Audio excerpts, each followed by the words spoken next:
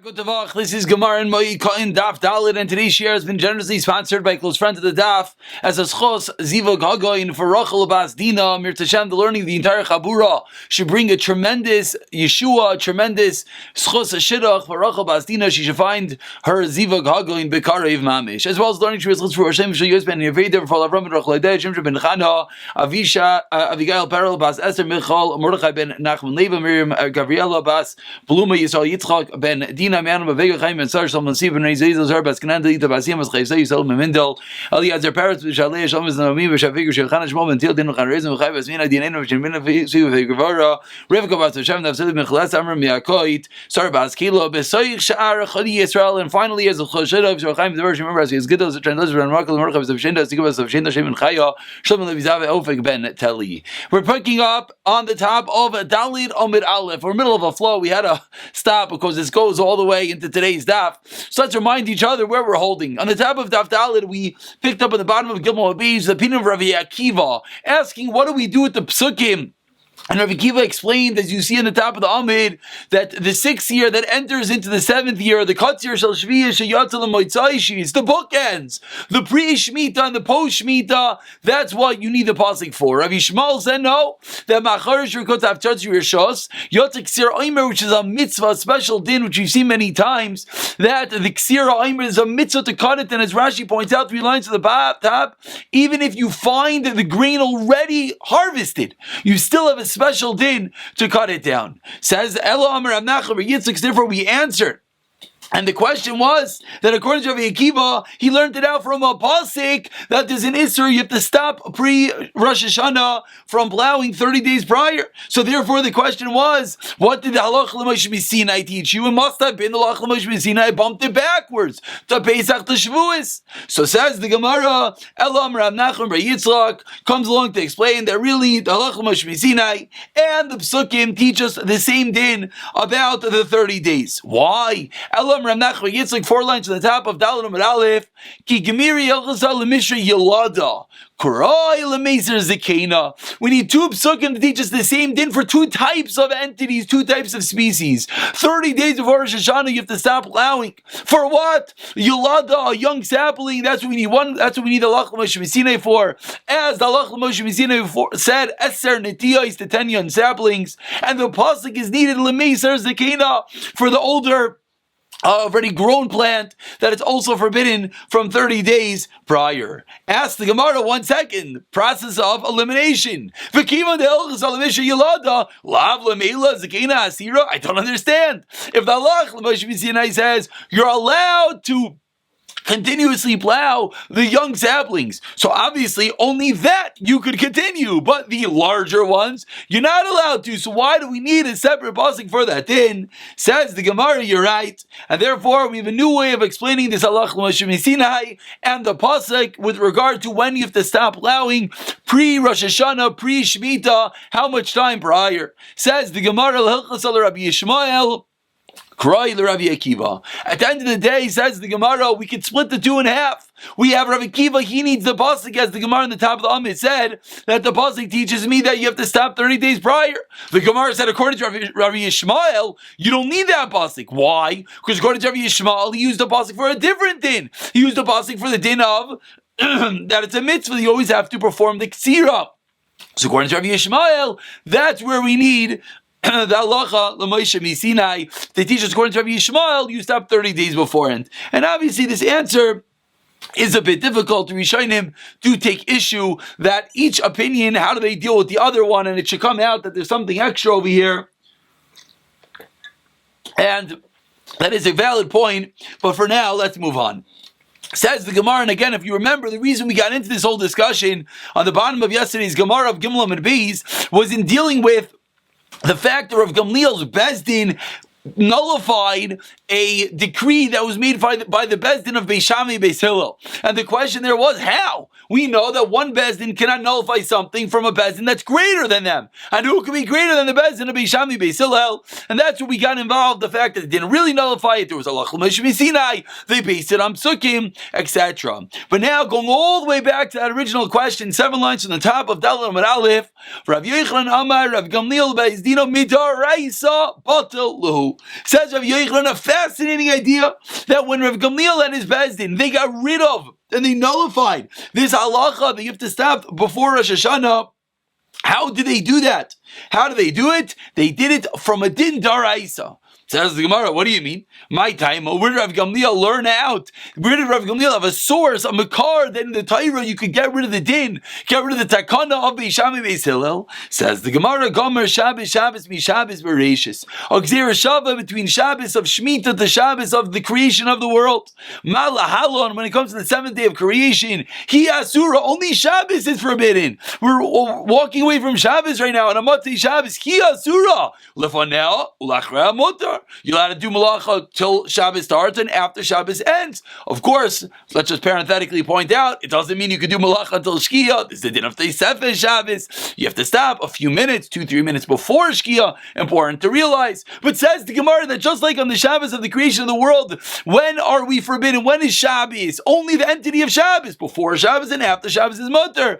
Afkani asur levanel achra mutarin. So that was the source of Gamliel said that only the Shemitah year is Aser, not before or after the Shemitah year. And because Rav Gamliel is coming from Gzera Shava, that's the reason he had that koyach, that incredible power to get rid of the decree of Beis Shammai and Beis Hillel.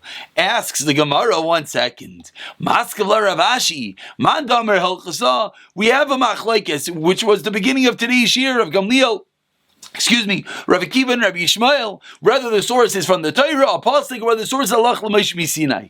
So we just said that Rav Gamliel uses a Gzera Shava to get rid of the original decree. But wait, the original decree we just said came from either Allah L'Moshe Sinai or from a Pasuk. So ask the Gemara, Maskevla Rav Ashi, Man Damar Hilchasa, ask Gzera Shava, Akra Hilchasa, get Gzera Shava, get rid of Allah L'Moshe Sinai. Man Damar Kra, ask Gzera Shava, Akra Kra. Says the Gemara, beautiful, you're right, Gzera Shavas are strong, lots of koyach, but is it as strong as a pasuk? Is it as strong as Allah L'Moshe Sinai? Says the Gemara, absolutely not. So Elam Rav Ashi, another teretz. Rav Gamliel ubezdin savrla ki Rabbi Yishmael.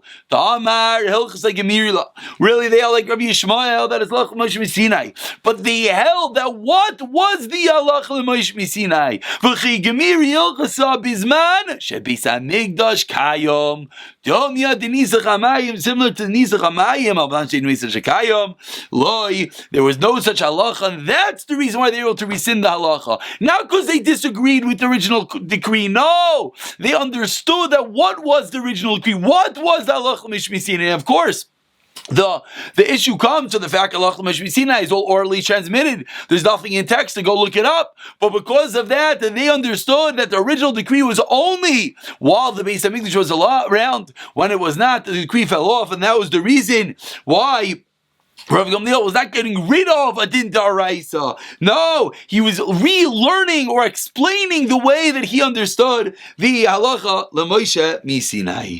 Says the Gemara, back into the Mishnah, back into the Gemara, about 15 lines down, the 2 dots. So the fundamental din of the Mishnah that we said, that when we have a Beis Hashlachin, we have a field that's about to have a hefsid gadol, a large loss. And of course, we should point out that this is the big source for all work at Chol Hamoed. How are you allowed to work? We're learning malacha is forbidden. The answer is for hefsid gadol. But what do we allow for hefsid gadol? What do the first 3 blot of the Masechta teach us? What we allow for hefsid gadol is only tircha, regular exertion, not tircha yesira, not overly exerting yourself. And what were the examples of tircha yesira in the Mishnah? Was rainwater and water from a well. Says the Gemara, you're not allowed to water this Beis Hashlachin, even though it's going to have a hefsid gadol. Listen what's happening. It's going to have a tremendous loss. But there's a point that it's too much. Tircha yeseri, you can't effort too much, is not allowed in Chol Hamoed. Explain, ask the Gemara.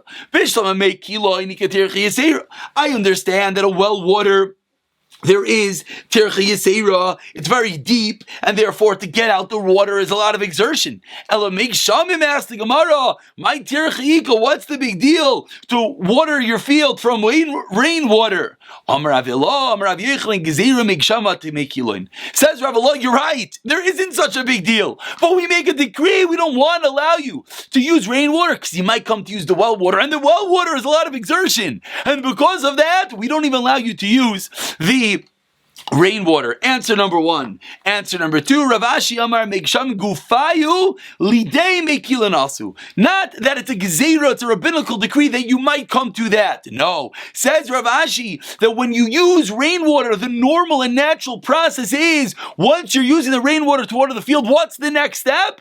You run out of rainwater, you go get the well water. So not that it's a separate rabbinic decree, but built in the issue of using rainwater is that you might come to use the well water. And now the Gemara explains what is at the leaf, what is at the heart, what is at the crux of this debate. 4 lines from the wide lines, the arguing within the idea of Rav Zira, Damar Rav Zira, Marav Bar Yirmiyah, Mar Shmuel. We have streams that draw waters from ponds. You have a pond of rainwater, and off of that pond is a little bit of stream that goes into a field. Mutar lahashkos man b'choil shalmayid says. Rav Zira says, excuse me, Rav Yirmiyah, you're allowed to use those streams to water your field on Chol HaMoed. Explains the Gemara. Marisle de Rav Zira, Umar, Lesle de Rav Zira. I think Rashi here speaks this out. One moment. Yes, let's look at a Rashi together. Rashi, a little bit higher in the Rashi's Mutal Ashen Chol HaMoed. Says Rashi, V'lo gazi damo psika megsham, and we're not worried that maybe the stream, again, we have a pond of rainwater, and there's a stream that you're drawing the water into your field, and we're not worried that maybe the rainwater will be finished up, and you're going to come to go and get the water from the river itself. Sounds very familiar, right? Maybe the rainwater, when you're using the rainwater, you're going to come to the well water. The same type of entity. Explains Rashi, explaining the Gemara. He said it's a gezerah, it's a decree. Don't use rainwater, because you might come to use the well water. It had nothing to do with the water finishing up. It was just the Rabbanim were nervous. You're using A, you're going to come to use B. But Rav Ashi, what did he say? It's going to bring you to that.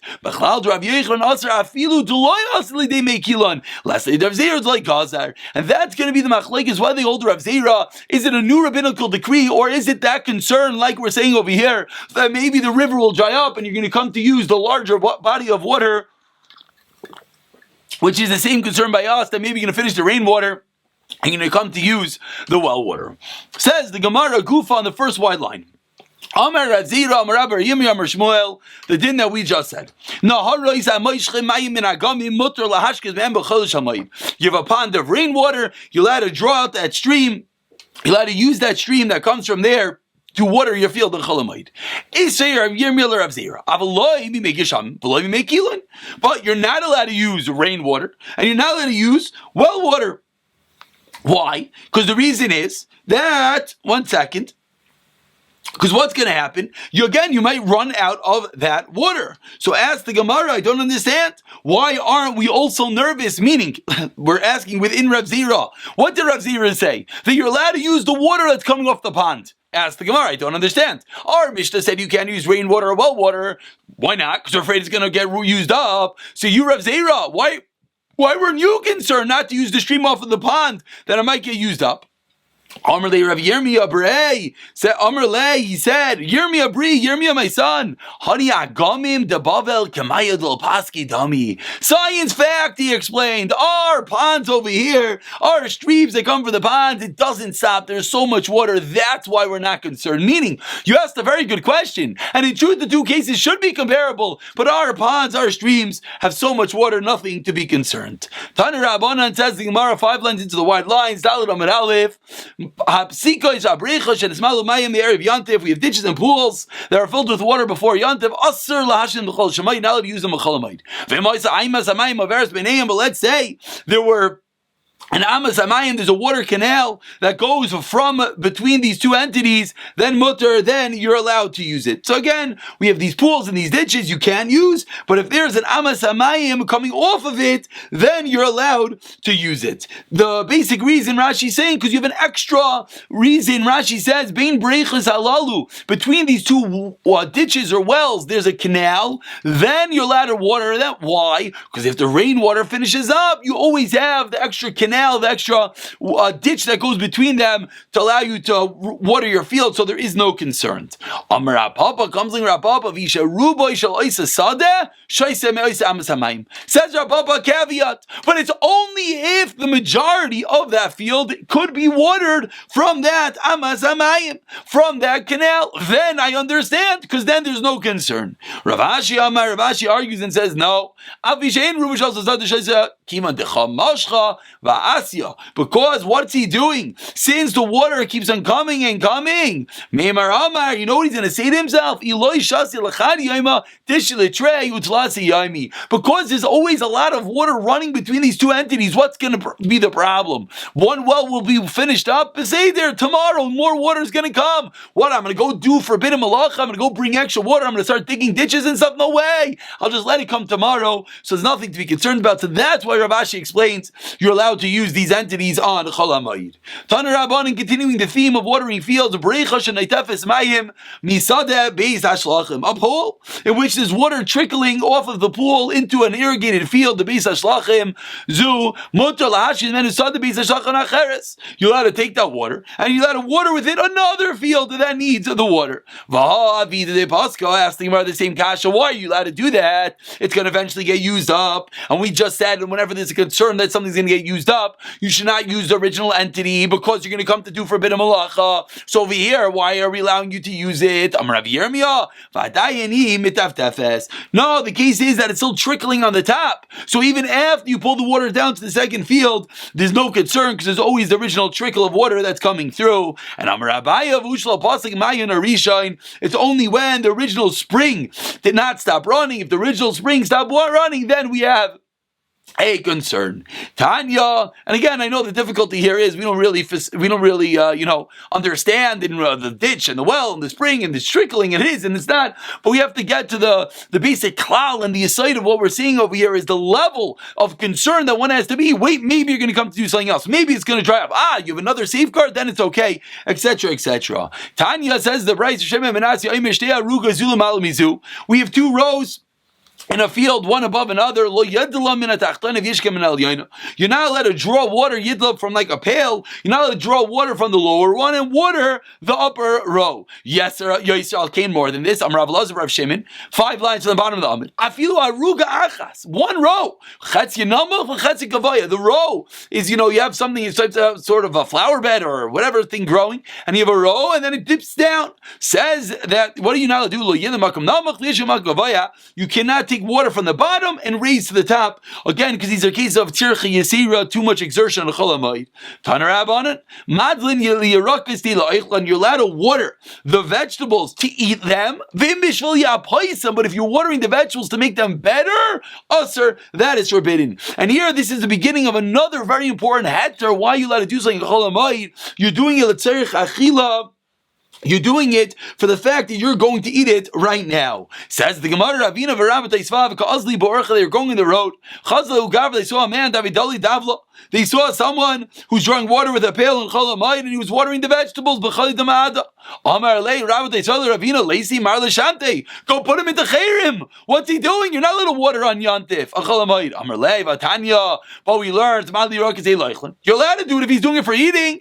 Amar lei misa versus my madlin Maya. Do you really think that, what does the word madlin mean? It means drawing water? No! My madlin, as we turn over to Dalim Ebeis, shlufi. What is madlin? Madlin is shlufi, which means pulling out the vegetables. Kenetanan, as we learned in the Mishnah, madl b'gefanim, kshem shu meidel b'shalo, kachu meidel b'shel aniyim, divrei Rebbe Yehuda. If someone is thinning out the vines, as Rashi says, they have a very thick patch of vegetables or something, and you're pulling out one from each of the other ones in order to give each one more room to grow. Just like you thin out from your own, you're allowed to do it from that which you're leaving over for the aniyim, the different matnas aniyim, as Rashi says, peya, that's leaving over water in the corner for the simple reason that you're making the vegetables themselves that are staying there better.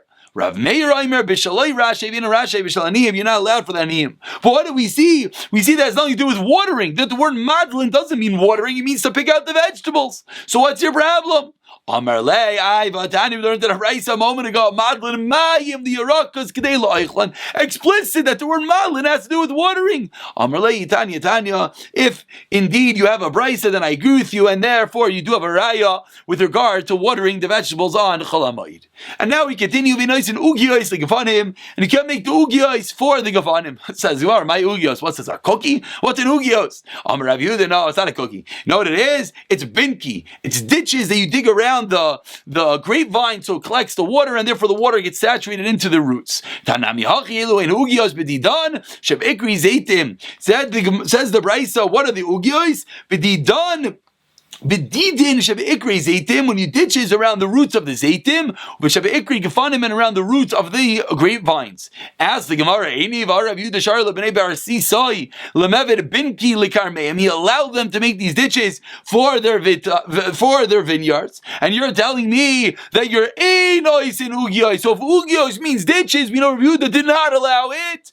Answers the Gemara, lokasha b'charati abba atiki. A fundamental difference. If it's referring to a new ditch, that's when our Mishnah says it's aser. Rav Yehuda was referring to an old ditch, which obviously is less exertion when the soil was already dug up once to dig that up to gather the water for the vineyard. And now we continue 3 lines from the wide lines of Elazar ben Azariah. You're not allowed to make an irrigational canal neither on Chol HaMoed nor on Shemitah. Says the Gemara. I understand Mishum the Gatarach. Again, the same Yisrael we keep on saying that what's the reason it's forbidden to do work on Chol HaMoed? Because it's Tiracha. You're not allowed to exert yourself in Chol HaMoed for no reason. What's the reason it's forbidden to do this on Shemitah? Shemitah, you're not allowed to do something for a plant, for vegetation. What are you doing here? You're just making an irrigational canal. What's the problem? Explains the Gemara, Pligibar Rav Zera, Rav Abba, Bar Marmol, on the first white line, says one opinion, you know why? Because it looks like you're hoeing, it looks like you're digging, it looks like you're about to plant, and then Marasayan perhaps, a zilzal of Shemitah, so that's why you're not allowed to do it. The second opinion says, no, you know why? Because what happens when you dig an irrigational canal? You dig, and then you put the soil on the river banks, on the side of your canal. On those sides, that area is very good, it's very soft and moist, and now it's all ready to be planted in. That's the reason why it's forbidden. Says the Gemara, Mai Benayu in the second white line, what is the difference between these two answers? The difference is when the water comes right away. As you're digging the canal, the water comes right away. The man that says, you know what the problem is? Because as you're digging and you're putting the dirt on the side, you're making the side dirt ready for planting. So even though the water comes shooting right away, still it's forbidden because you see, it seems like the side areas used for planting. But it looks like you're shoveling, looks like you're digging, looks like you're about to plant. You're not about to plant. There's water shooting through the ditch that you just made, so there is no issue. Ask the Gemara,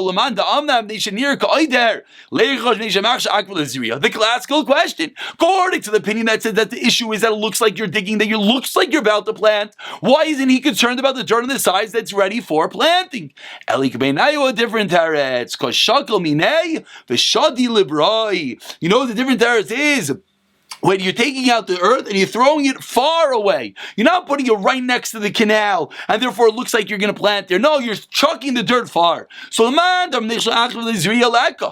Mandam that says that you're preparing these river banks for planting, there's no more river banks because you didn't put the dirt on the side. You threw the dirt all the way far away. According to Mandam that says the issue is that it looks like you're digging right here to plant right here. That is going to be an issue because even though you're throwing the dirt far away, it looks like right here you're making a row to plant in. Ask the Gemara the same question.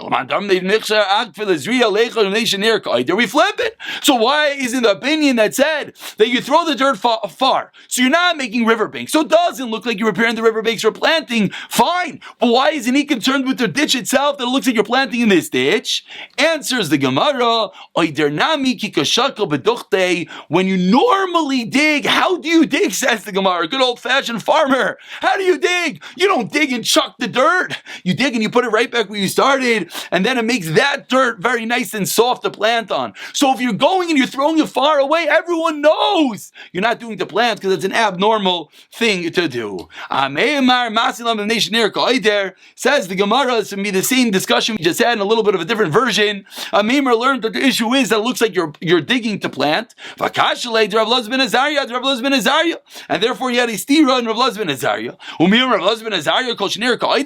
Also, he was bothered that if the whole issue looks like you're digging, is that really what Rav Elazar ben Azariah hold? For a mini, we have a brayso that says you're allowed to make your field, your zevel, into a storehouse. You're allowed to take the dung and you're allowed to put it in your field during Shemitah to use it as a storehouse. And Rameir says, no, if you just start putting manure all over your field, it looks like, what are you about to do? It looks like you're putting down fertilizer. So what do you have to do? You have to either dig deep or you have to raise it up so everyone knows you're not fertilizing your field and you're just storing it there. Let's say you have a little bit of fertilizer. If you have a little bit of fertilizer, if you had a little bit of fertilizer in the field from before Shemitah, then you're allowed to keep on adding on because everyone knows you're not fertilizing the field. There already is fertilizer. There already is dung over there. So what are you doing?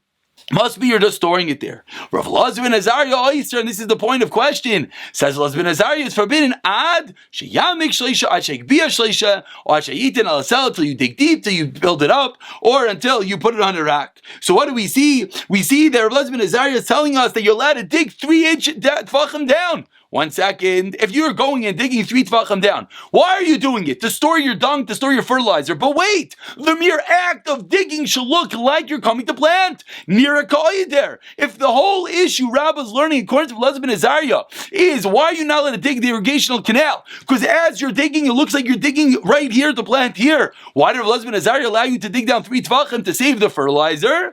Answers the Gemara, Rav Zira, Rav Ramam, Charamar Kon Shehemik, Charamar Zivloi, Mechiach.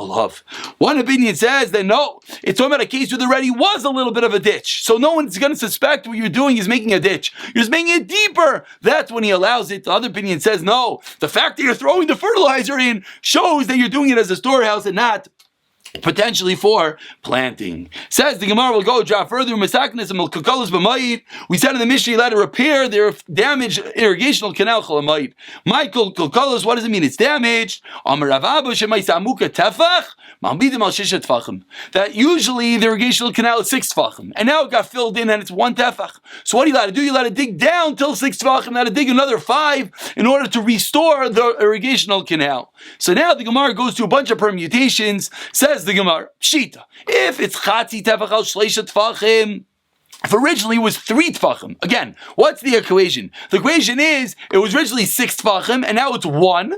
6 and now it's 1. You're allowed to dig down another 5 to get there. Says Gemara, wait, what if it's half of that? Is it half a tefach and you want to dig it down to 3 tefachim? Is that allowed? Says Gemara, no. Says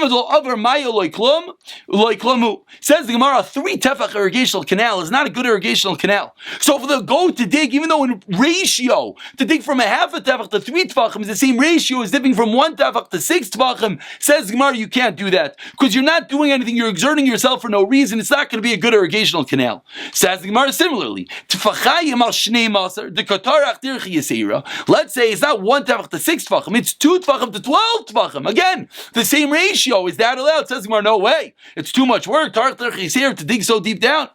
Law, you can't do that either.